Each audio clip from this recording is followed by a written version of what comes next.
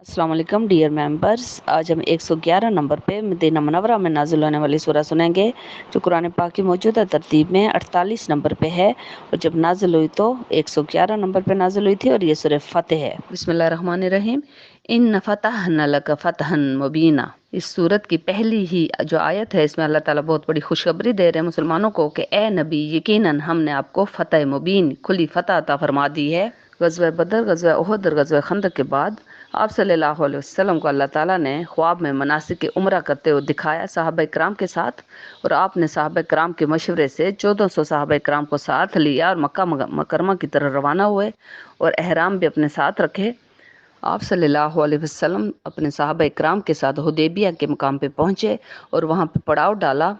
और सब ने अपने अपने तैयारी की, एहराम बांधे और उम्रे के लिए बिल्कुल तैयार थे। और अब जो मक्का मुकरमा में जब खबर पहुंची कि इतने 150 तक 1,500 मुसलमान आए हैं, एहराम बांधे हुए उन्होंने, और चूंकि वो एहराम बांध के वो उम्रा के लिए कोई भी या हज के लिए, आपको पता है पूरी दुनिया से लोग आते थे और खाना काबा के अंदर बुत रखे हुए थे उन्होंने, वो तो बुतों के लिए हज और उम्रे करते थे, एक अल्लाह को तो मानते ही नहीं थे। तो अब उन्होंने, वो किसी को मना नहीं कर सकते थे, किसी को भी नहीं मना कर सकते थे, हर दुनिया का बंदा आ सकता था। तो अब उनको जो है उनको तकलीफ पहुंच रही थी कि ये मुसलमान क्यों आ रहे हैं और इनको तो हमने यहाँ से किस तरह निकाला था और ये अपनी ताकत के साथ अब वापस आ रहे हैं। अब हज़रत खालिद बिन वलीद और हज़रत अबू सुफियान, जो कि उस वक्त तो मुसलमान नहीं हुए थे, और वो आके मुसलमानों की जासूसी कर रहे थे कि ज़रा इनकी तादाद देखें, ये कितने लोग हैं, इनकी क्या ताकत है, मतलब कि हम मक्का पे हमला तो नहीं कर देंगे। और वो नहीं चाहते थे कि मक्का मुकरमा के अंदर दाखिल हों। अब उन्होंने उर्वा इब्ने मसूद, जिनके के अपने सगे भाई मुसलमान हो चुके थे और वो इसी ये जो काफिला था उसके मुसलमानों के काफिले में शामिल थे, तो उन्होंने, मक्के वालों ने उर्वा इब्ने मसूद को आप सल्लल्लाहु अलैहि वसल्लम के पास डिस्कशन करने के लिए भेजा। और जब वो खेमे के अंदर जाकर उसने आप सल्लल्लाहु अलैहि वसल्लम को काफ़ी डराने की कोशिश की, नाउज़ बिल्ला, कि ए मोहम्मद, आपके साथी आपको छोड़ के चले जाएंगे और आप 1,500 ही लोग हैं, इतने ज़्यादा भी नहीं हैं, और अगर आप सलामती चाहते हैं तो आप किसी तरह यहीं से वापस चले जाएं और उम्रा ना करें, अगले साल बेशक कर लेना, इस साल नहीं करें आप। और उसके बाद आपके साथी जो हैं, वो नहीं ये जानता था कि आप सल्लल्लाहु अलैहि वसल्लम के जो साथी हैं ना, वो ईमान की ताकत से मुनव्वर थे और वो जान देने के लिए हर वक्त हम वक्त तैयार रहते थे। तो उसी दौरान हज़रत अबू बकर सिद्दीक़ खेमे में आए और उन्होंने ये बात सुन ली उसकी उर्वा की। तो उसने कहा कि तुम जाकर ना अपने बुतों को, हज़रत अबू बकर सिद्दीक़ ने फरमाया कि तुम जाकर अपने बुतों को चाटो, यानी वो अपने बुतों को चाटते थे, चूमते थे, तो कि जाके वो जो तुम्हारा काम है ना, सिर्फ वही काम करो, यानी सख्त अल्फाज में उन्होंने सही करके उसको पलाई, डांट पलाई कि तुम्हारी इतनी जुर्रत कि तुम हमारे मोहम्मद सल्लल्लाहु अलैहि वसल्लम से ऐसी बात करो और फ़ौरन यहाँ से निकलो। उसके बाद उसकी ऐसी बातें सुनकर एक सहाबी मुगीरा इब्न शोबा, उन्होंने भी काफ़ी उसकी सही करके क्लास ली, उसको काफ़ी डांट पलाई। और उसके बाद बाहर जब नमाज का टाइम हुआ और आप सल्लल्लाहु अलैहि वसल्लम सहाबा इकराम वज़ू कर रहे थे, तो आप किस तरह वज़ू का पानी भी लेके भाग रहे और किस तरह सहाबा इकराम आप सल्लल्लाहु अलैहि वसल्लम के ऊपर जान निछावर करने के लिए जो जो कुछ कर रहे थे, तो वो ये सब कुछ मुशाहिदा करता रहा। और जब वापस मक्के में पहुंचा तो मक्के के सरदारों से कहता है कि तुम लोग, अबू सुफियान से और बाकी जो लोग थे, कि तुम लोग जो है ना उनका मुकाबला ना करो, उनसे सुलह कर लो, माहिदा कर लो। अब माहिदा करना उनकी मौत थी, क्योंकि वो इस तरह हुज़ूर सल्लल्लाहु अलैहि वसल्लम को एक ताकत समझना पड़ता, यानी कि माहिदा उससे किया जाता है जो दूसरी जो है, दूसरे उनके पास भी पावर हो, तो अब उनको पावर तस्लीम करना पड़ता। तो वो उसने कहा कि जिस तरह मैं देख के आया हूँ, जिस तरह उनके जो मुसलमान साथी हैं आप सल्लल्लाहु अलैहि वसल्लम के, मोहम्मद के, तो वो तो उनके ऊपर जान देने के लिए भी तैयार हैं, तो वो तो नहीं पीछे जाएंगे, वो तो नहीं पीछे हटेंगे, मर मिटने के लिए तैयार हैं। तो तुम लोगों को एक यही इज्जत बचाने का तरीका रह गया कि सुलह कर लो मोहम्मद से। इसी दौरान आप सल्लल्लाहु अलैहि वसल्लम ने हज़रत उस्मान गनी को मक्का में अपना सफ़ीर बनाकर भेजा, ताकि वो सफ़ीर के हैसियत से बात कर सकें। अब मक्के के लोगों ने सुहेल इब्ने अम्र, जो कि जिनके 2 बेटे मुसलमान हो चुके थे और एक जो जवान बेटा था उनका, उनका नाम अबू जंदल था, और उसको बाप ने यानी सुहेल इब्ने अम्र ने उनको बेड़ियों से जकड़ रखा था। और एक दूसरा जो बेटा था वो तो भाग के मदीना मुनव्वरा आ गया था और वो आप सल्लल्लाहु अलैहि वसल्लम किसी काफिले में शामिल था। लेकिन एक बेटे अबू जंदल को उन्होंने रस्सियों से जकड़ा, बेड़ियों से जकड़ा होता था, ताकि वो मदीना मुनव्वरा ना भाग जाए। तो अब सुहेल इब्न अमर जब वो लेने के लिए सुलह का जो माहिदा लिखने के लिए आए, अब लिखने का तमाम काम हज़रत अली मुर्तज़ा शेर खुदा के सुपुर्द होता था। और जब ये लिखा जाने लगा कि सुहेल इब्न अम्र और मोहम्मद रसूलुल्लाह के दरमियान माहिदा, اور سہیل ابن عمر بھی بہت جلدی مسلمان ہو گئے تھے اس ٹائم، لیکن مسلمان نہیں تھے۔ تو سہیل ابن عمر نے فوری طور پہ اعتراض کیا کہ یہ معاہدہ میں محمد رسول اللہ میں تو مانتا ہی نہیں ہوں رسول اللہ، تو اس لیے محمد بن عبداللہ لکھا جائے۔ تو اب حضور صلی اللہ علیہ وسلم نے حضرت علی مرتضیٰ سے فرمایا کہ میرا نام کاٹ دو رسول اللہ، میرا جو نام ہے یہ کاٹ کے تو آپ لکھ دیں محمد بن عبداللہ۔ تو حضرت علی مرتضیٰ نے فرمایا کہ اے اللہ کے رسول، میں یہ کام نہیں کر سکتا، آپ اللہ کے رسول ہیں تو میں اس کو نہیں کاٹ سکتا۔ تو اب حضور صلی اللہ علیہ وسلم نے اپنے ہاتھ سے اس کو کاٹا اور محمد بن عبداللہ لکھا۔ چونکہ تمام صحابہ کرام جو ہیں وہ عمرہ کرنا چاہ رہے تھے اور واپس نہیں جانا چاہ رہے تھے اور صلح بھی نہیں کرنا چاہ رہے تھے کہ اس طرح مکے کے لوگ یہ سمجھیں گے کہ ہم نے شاید ڈر کے یا دب کے صلح کی ہے،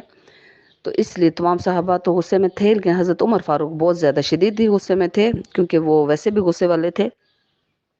تو اب انہوں نے آپ صلی اللہ علیہ وسلم کے ساتھ بحث کی، جو کہ بعد میں ساری زندگی وہ اس کے لیے معافی مانگتے رہے اللہ تعالیٰ سے اور صدقہ خیرات کرتے رہے کہ میں نے آپ صلی اللہ علیہ وسلم کے ساتھ بحث کیوں کی۔ حضرت عمر فاروق رضی اللہ تعالیٰ عنہ نے جو فرمایا تھا کہ اے اللہ کے رسول، کیا ہم حق پر نہیں ہیں؟ تو آپ صلی اللہ علیہ وسلم نے فرمایا تھا بے شک ہم حق پر ہیں۔ تو حضرت عمر نے فرمایا کہ اسلام سچا دین نہیں ہے؟ تو آپ صلی اللہ علیہ وسلم نے فرمایا کہ بے شک اسلام سچا دین ہے۔ حضرت عمر نے فرمایا کہ کیا آپ اللہ کے سچے رسول نہیں ہیں؟ تو آپ صلی اللہ علیہ وسلم نے فرمایا بے شک میں اللہ کا سچا رسول ہوں۔ تو حضرت عمر فاروق نے فرمایا تو پھر ہم کیوں دب کے ان سے صلح کر رہے ہیں، یعنی کہ ہم صلح ہمیں نہیں کرنی چاہیے۔ تو حضور صلی اللہ علیہ وسلم نے فرمایا کہ میں وہ کر رہا ہوں جو اللہ کا حکم ہے، جو اس میں اللہ کی مرضی شامل ہے۔ اب معاہدے کی 3 شرائط لکھی گئیں اور پہلی شرط یہ تھی کہ اگر کوئی کافر مسلمان ہو کر مکہ مکرمہ سے مدینہ منورہ چلا جائے گا تو اس کو واپس کر دیا جائے گا، اور اگر کوئی مسلمان مدینے سے مکہ مکرمہ آ جائے گا تو اس کو واپس نہیں کیا جائے گا۔ اور اسی طرح تیسری شرط یہ تھی کہ اس سال آپ سب عمرہ نہیں کریں گے اور اگلے سال آپ لوگ عمرہ کریں گے۔ اب بظاہر تو یہ تینوں جو شرائط تھی مسلمانوں کے خلاف تھیں اور مکے والوں کفار مکہ کے حق میں تھیں، لیکن اللہ تعالیٰ نے ان کو فتح مبین یعنی کہ کھلی فتح قرار دیا اس صلح حدیبیہ کو۔ اور چونکہ یہ ساری 3 شرائط بھی مسلمانوں کے حق میں گئیں بعد میں کہ جو بھی مسلمان ہو کر اگر مدینہ منورہ سے مکہ مکرمہ آتا تو اس کو اگر نہ بھی واپس کرتے تو وہ مکہ مکرمہ میں اسلام کو پھیلاتا، اور اگر کوئی مدینہ جاتا اور وہ مدینے سے واپس آ کے وہ مکہ کبھی بھی نہیں آتا تھا، وہ راستے میں کسی اور ملک میں چلا جاتا تھا اور وہاں اسلام پھیلا رہے تھے۔ اور عمرہ انہوں نے اگلے سال ہی کیا مسلمانوں نے، تو اس میں اور زیادہ طاقت کے ساتھ مسلمان آئے اور بالآخر مکے والوں نے تنگ آ کر یہ معاہدہ مدینہ منورہ جا کر خود ختم کر دیا تھا۔ جب صلح لکھی جا چکی تھی تو آپ صلی اللہ علیہ وسلم نے صحابہ کرام سے فرمایا کہ آپ سب احرام بھی کھول دیجئے کیونکہ اللہ کو حکم ہے، اور اس کے بعد اپنے جو جانور ساتھ لائیں ان ساروں کو قربان کر دیں، تو سر بھی اپنا منڈا دیں۔ اور دیکھا تو تمام صحابہ کرام اسی طرح منہ نیچے کیے ہوئے پریشان ہو کے بیٹھے ہوئے سارے، اور کوئی بھی نہیں اٹھا ان تینوں کاموں کو کرنے کے لیے۔ تو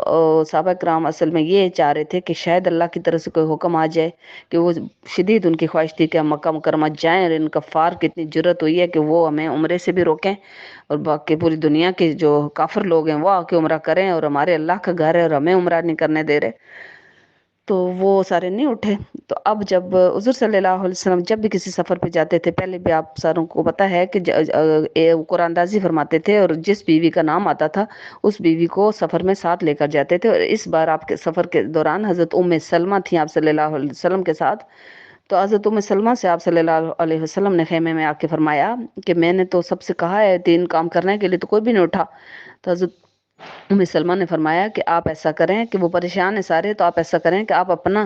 سر منڈائیں، اپنا احرام کھولیں اور اپنی جو قربانی کر دیں، تو باقی سب آپ کو دیکھ کے خود کر لیں گے۔ اور آپ صلی اللہ علیہ وسلم نے ایسا ہی کیا، اور سب پھر باری باری اٹھے اور سب نے یہ سارا کام کیا۔ اور صلح نامہ جیسے لکھا گیا تو فوراً سہیل بن عمر کا بیٹا جو حضرت ابو جندل تھے، یعنی کہ وہ کوئی 25 سال کے نوجوان تھے، تو وہ وہاں پہ آگے بیڑیوں سے ان کے پاؤں زخمی ہوئے، تو انہوں نے رو رو کے آپ صلی اللہ علیہ وسلم سے کہا کہ میرے پہ میرا باپ بہت ظلم کرتا ہے، تو آپ مجھے مدینہ منورہ لے چلیں۔ تو سہیل ابن عمر نے کہا کہ نہیں شرط لکھی جا چکی، تو آپ صلی اللہ علیہ وسلم نے چونکہ معاہدے کی پاسداری کرنی تھی، تو آپ صلی اللہ علیہ وسلم نے حضرت ابو جندل سے کہا کہ ابو جندل آپ صبر کرو، اللہ ضرور آپ کے لیے کوئی غیبی مدد کرے گا۔ اور اللہ نے مدد کی کہ ان کا اپنا باپ ہی مسلمان ہو گیا تھا اور وہ سارے مدینہ منورہ چلے بھی گئے تھے۔ جب صلح حدیبیہ ہو گئی تو آپ صلی اللہ علیہ وسلم کو خبر ملی کہ حضرت عثمان غنی جن کو سفیر بنا کر مکہ بھیجا گیا تھا کہ ان کو شہید کر دیا گیا ہے، حالانکہ کفار مکہ نے ان کو محصور کر دیا تھا اور یہاں خبر پہنچا دی کہ ان کو شہید کر دیا گیا ہے۔ تو تمام صحابہ کرام بھی اور آپ صلی اللہ علیہ وسلم شدید غصے میں تھے، اور آپ نے اپنے تمام صحابہ کرام کو اکٹھا کر کے اپنے ہاتھ پہ بیعت کی، اور حضرت عثمان ایک ہاتھ کو اپنا ہاتھ اور دوسرے ہاتھ کو حضرت عثمان غنی کا ہاتھ کہہ کے وہ بھی ہاتھوں کے اوپر رکھا، اور اللہ تعالیٰ نے اس موت کے اوپر بیعت لی کہ حضرت عثمان غنی کا بدلہ، خون کا بدلہ ضرور لیں گے۔ اور اللہ تعالیٰ نے آگے چل کر ہم سنیں کہ اللہ تعالیٰ نے اس جو فتح، یہ جو صلح حدیبیہ کے موقع پہ اس درخت کے نیچے جو بیعت ہوئی تھی، تو جتنے لوگوں نے حصہ لیا تھا، اصحاب شجرہ کہلاتے ہیں وہ سارے، اور ان کے اوپر آگ جو ہے دوزخ کی وہ حرام کر دی گئی۔ اور اللہ تعالیٰ نے فرمایا کہ میرا اللہ کا ہاتھ سب سے اوپر ان سب ہاتھوں کے اوپر تھا۔ یہ والے لوگ چونکہ چھپ چھپ کے سب کچھ دیکھ رہے تھے، تو اب انہوں نے جب دیکھا کہ مسلمانوں نے تو موت کے اوپر بیعت کر لی ہے، یہ تو اب نہیں بدلہ لینا چھوڑیں گے، تو انہوں نے فوراً حضرت عثمان کو ریلیز کر دیا اور واپس آ گیا حضرت عثمان۔ تو اللہ تعالیٰ 27ویں آیت میں آپ صلی اللہ علیہ وسلم کے اس خواب کا ذکر فرما رہے ہیں کہ جو خواب حضور صلی اللہ علیہ وسلم کو اللہ تعالیٰ نے دکھایا تھا کہ کس طرح عمرہ کرتے ہوئے دکھایا تھا، تو اللہ تعالیٰ فرما رہے ہیں کہ وہ خواب ضرور آپ کا پورا ہوگا،